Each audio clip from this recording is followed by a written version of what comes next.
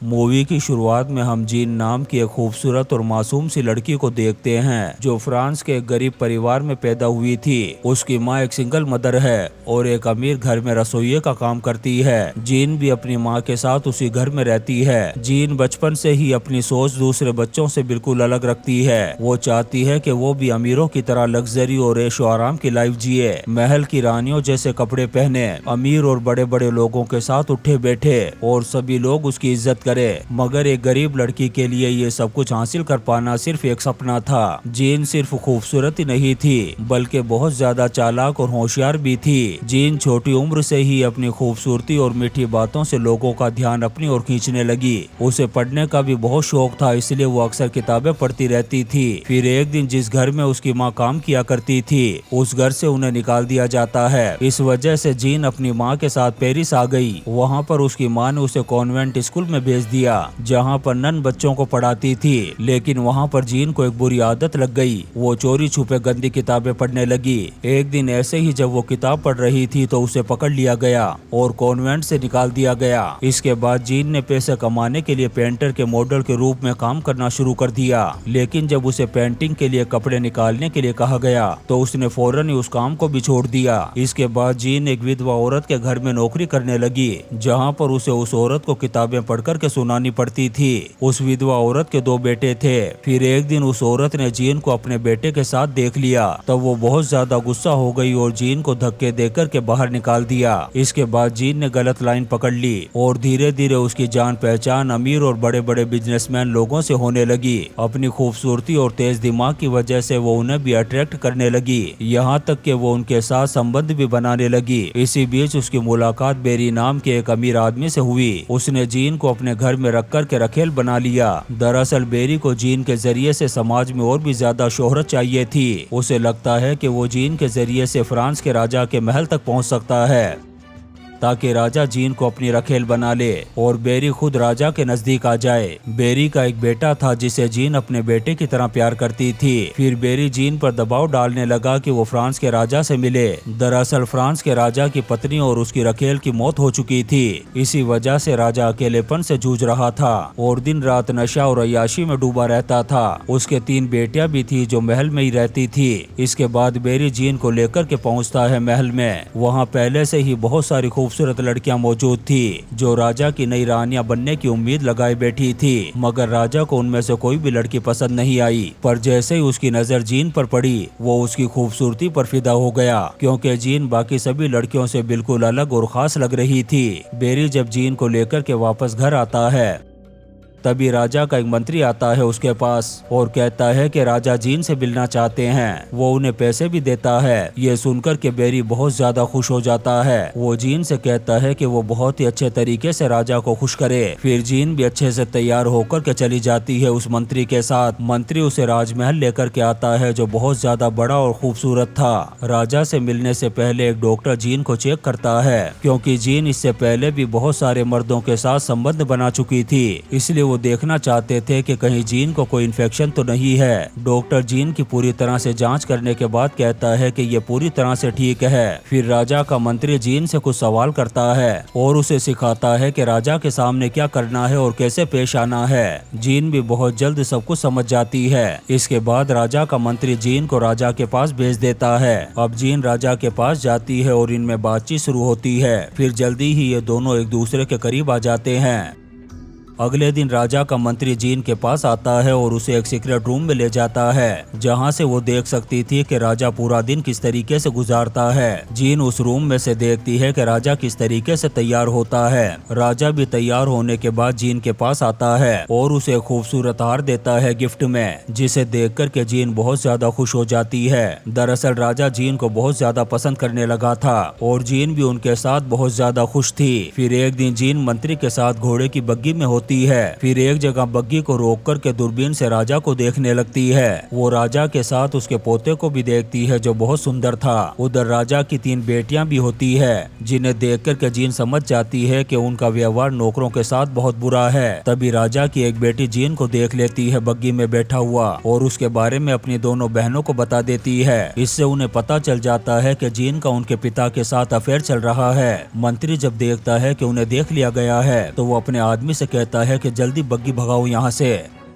इसके बाद जब राजा अकेले होते हैं तब उनकी तीनों बेटियां उनके पास आती है और कहती हैं कि हम अभी तक अपनी माँ की मौत के सदमे से बाहर नहीं निकल पाई हैं और आप रखेलों के साथ मौज मस्ती में लगे हैं। अगर लोगों को पता चल गया तो वो लोग हंसेंगे हम पर। बेटियों के चले जाने के बाद राजा मंत्री से कहता है कि मैं जीन के बगैर नहीं रह सकता, लेकिन उसे शादी भी नहीं कर सकता। अब इसलिए वो जीन को फर्स्ट लेडी बना देता है, जिससे वो रानी तो नहीं बनती पर रानी जैसी सारी फैसिलिटीज उसे मिल जाती है। इसके बाद जीन का पूरे महल में बड़े ही शानदार तरीके से स्वागत किया जाता है, लेकिन अभी तक सभी लोगों ने जीन को पूरी तरह से एक्सेप्ट नहीं किया था। राजा की तीनों बेटियों को जीन बिल्कुल भी पसंद नहीं थी और रईस और अमीर औरतों को भी ये बिल्कुल पसंद नहीं था कि एक गरीब और आम सी लड़की को इतनी ऊंची जगह दी जाए। उन्हें हसद होने लगी कि इसे राजा के इतने करीब नहीं होना चाहिए। अब महल के कई लोग जीन की बेइज्जती करने लगे। दरअसल वो उसे महल से बाहर निकालना चाहते थे।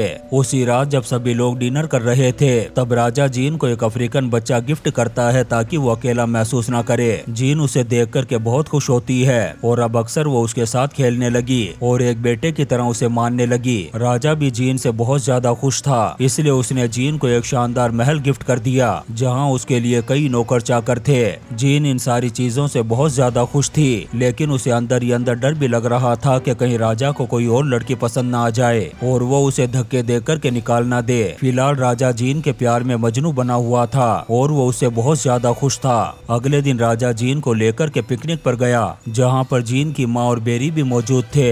जीन की माँ को भी टेंशन हो रही थी कि जैसे जैसे वक्त गुजरेगा जीन की खूबसूरती कम होती चली जाएगी और फिर राजा उसे छोड़ देगा। जीन की माँ ये बात बेरी और जीन को भी बताती है। फिर अगले दिन अफ्रीकन बच्चा राजा की बेटियों से मिलता है, तब वो सभी लड़कियां उसके काले रंग का मजाक उड़ाने लगी और उसे कालिया कालिया कहने लगी। वहीं राजा की सबसे छोटी बेटी अपने पिता से बिल्कुल भी खुश नहीं थी।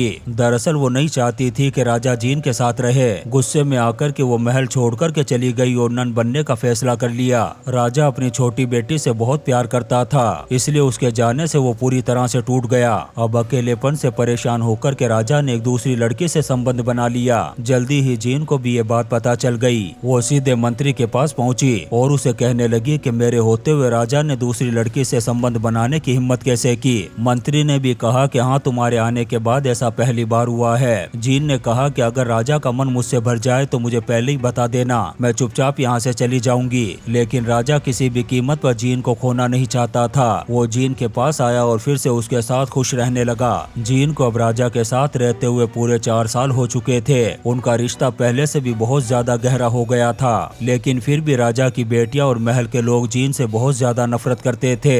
मगर जीन ने भी उनको जवाब देना सीख लिया था। इसके बाद जीन बेरी के बेटे को महल में बुलाती है और राजा से मिलवाती है। राजा ने उसे महल में ही रहने दिया, यहाँ तक कि उसे तलवारबाजी और दूसरी चीजें सीखने के लिए भी कहा। इसी दौरान राजा के पोते की शादी ऑस्ट्रिया के एम्बेसडर की बेटी से होने वाली थी। शादी के बाद वो फ्रांस की नई क्वीन बनने वाली थी। अब जिस दिन ऑस्ट्रिया के एम्बेसडर की बेटी महल में आती है, उस रात महल में बहुत बड़ी दावत रखी जाती है। जब जीन अच्छी तरह से तैयार होकर के राजा के साथ दावत के लिए आती है तो सभी लोग उसे देखकर के हैरान हो गए थे। अब जीन सबके सामने राजा को किस कर लेती है। ये देखकर के सभी लोग उसे भला बुरा कहने लगे। राजा के पोते की होने वाली वाइफ जब जीन के बारे में पूछती है, तब राजा की बेटियां और महल के सारे लोग उसे जीन के खिलाफ भड़काते हैं। वो लोग उसे कहते हैं कि तुम फ्रांस की नई क्वीन बनने वाली हो, इसलिए तुम्हें जीन को इस महल से धक्के देकर के बाहर निकालना होगा। ये सुनकर के राजा के पोते की होने वाली दुल्हन अब जीन को अपना दुश्मन मान लेती है। फिर एक दिन जीन जब चर्च में होती है, तब मंत्री उसके पास आकर के बताता है कि बेरी का बेटा तलवारबाजी सीखते हुए मारा गया।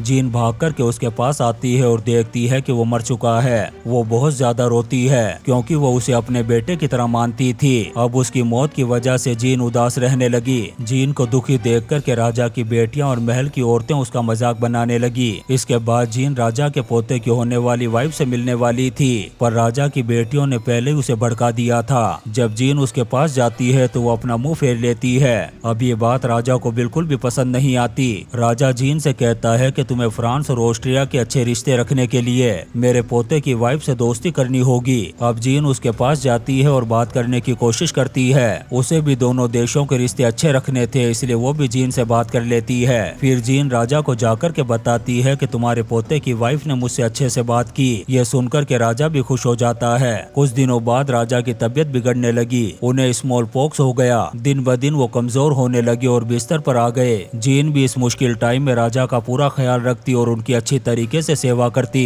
लेकिन जैसे जैसे राजा की तबीयत खराब होती गई, जीन की मुश्किलें बढ़ने लगी, क्योंकि अगर राजा मर गया तो उसे महल से धक्के देकर के बाहर निकाल दिया जाएगा। इसलिए राजा चाहते थे कि जीन अभी ही यहाँ से चली जाए, ताकि बाद में उसके साथ कुछ बुरा ना हो। कुछ दिनों तक जब राजा की तबीयत ठीक नहीं हुई तो वो भी समझ गया कि अब मौत नजदीक है। इसलिए उसने जीन से कहा कि अब तुम महल से चली जाओ, क्योंकि लोगों को पहले से ही हमारा रिश्ता बिल्कुल भी पसंद नहीं था, और अगर मेरी मौत हो गई तो वो लोग तुम्हारी भी जान ले लेंगे। जीन राजा को छोड़कर के जाना नहीं चाहती थी, पर उसके पास कोई दूसरा रास्ता भी नहीं था। अब जाने से पहले ये दोनों बहुत ज्यादा इमोशनल हो जाते हैं। अब जीन महल छोड़कर के चली जाती है, जबकि वो अफ्रीकन बच्चा यहीं पर रहता है। कुछ दिनों बाद ही राजा की मौत हो जाती है और पूरे महल में मातम सा छा जाता है। राजा की मौत के बाद उसके पोते को फ्रांस का राजा बना दिया गया, और उधर जीन के पास अब कुछ भी नहीं था। उसे पकड़ कर के कॉन्वेंट में 1 साल के लिए बंदी बना दिया गया। फिर राजा के पोते ने उसे आजाद करवा दिया। फिर कुछ साल बाद फ्रेंच रेवोल्यूशन हुआ और फ्रांस की राजशाही का अंत हो गया। रिपब्लिक की शुरुआत हुई और फ्रांस के राजा को गिरफ्तार कर लिया गया। संसद ने उन्हें देशद्रोही करार देकर के उम्र कैद की सजा सुना दी। साथ ही जीन को भी रिपब्लिक के खिलाफ आंदोलन करने की वजह से मौत की सजा दे दी गई। और इसी सीन के साथ ये शानदार मूवी जेनी डू बेरी खत्म हो जाती है। दोस्तों, हम आपके लिए ऐसी ही इंटरेस्टिंग मूवीज एक्सप्लेन करते रहेंगे, तो आप चैनल को सब्सक्राइब जरूर करें और लाइक और कमेंट्स भी करें। Thank you.